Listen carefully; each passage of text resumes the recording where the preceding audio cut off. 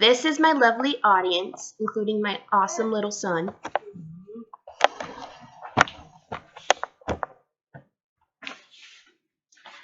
Hello, everyone. My name is Chelsey Phares. I was born in Lewiston, Idaho, at St. Joseph Regional Medical Center.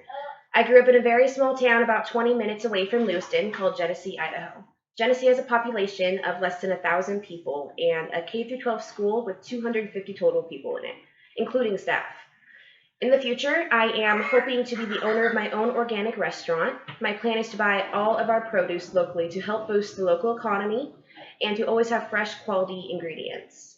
The most important person in my life has been my mother, Terry Meyer. She graduated from the nursing program at Walla Walla Community College, Clarkston campus, a few years back, and has been a nurse at Gritman Medical Center in Moscow for 2 years now.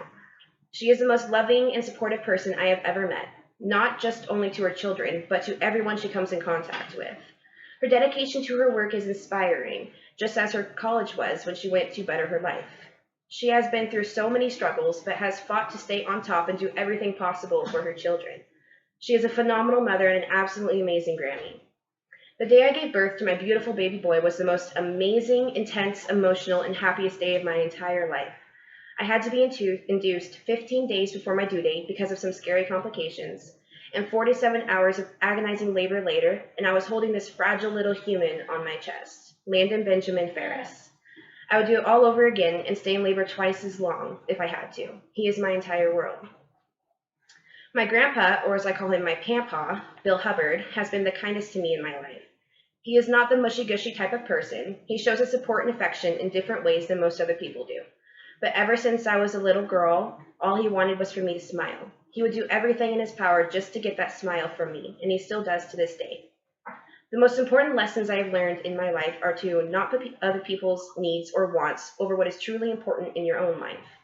If you do, there's a good chance you can miss the opportunities you need while helping everyone else find their opportunities. Also, when you make mistakes, don't dwell on them. Learn from them instead. You can't go back in time and have a do-over. So make the best out of a bad situation and use your mistakes as a way to grow. I am most proud of my son, Landon, not only because he is my son and I am biased, but because he is a fighter, literally. Landon has cystic fibrosis. For those who don't know, it is a life-threatening disease that affects the lungs and the digestive system. As of right now, there is no cure.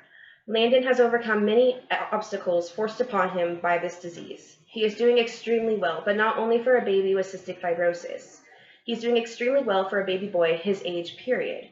And although I'm the one who works with him and gives him his medications every day, he is the one fighting for his life and winning.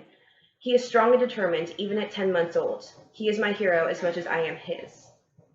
I would like to be remembered as someone who was not perfect at anything that she did, but as someone who tried her hardest and did the absolute best that she could with everything that came her way.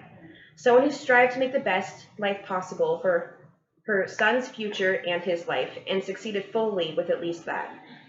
If I was given the chance to interview anyone, whether they had passed or still alive, I would choose to interview my grandmother, Dorothy Hubbard. Partly because it would be magical to be able to see her and talk to her again, and partly because she was probably the most marvelous person I ever had the pleasure to know. My grandma was extremely smart, and although I did get many good years with her, she passed when I was only 17 years old. I didn't have the maturity back then that I do now, or the experience, and there are so many more questions I would love to ask her. Her outlook on life was unique, as were her opinions. It would be interesting to be able to really talk to her about things that matter and see where she stood on them. Plus, there's nothing that I would love more than for her to be able to meet her great-grandson, but that is just a selfish part of me coming out. If this were to be our very last conversation, I would tell you to always make your family your number one priority. Put them above everything else in your life: work, school, friends, fun. When you are in a rough spot in your life, or even at the end of your life, they are the ones who will be there. Not your work, not your school, or anyone else. Your family, your loved ones, your entire life.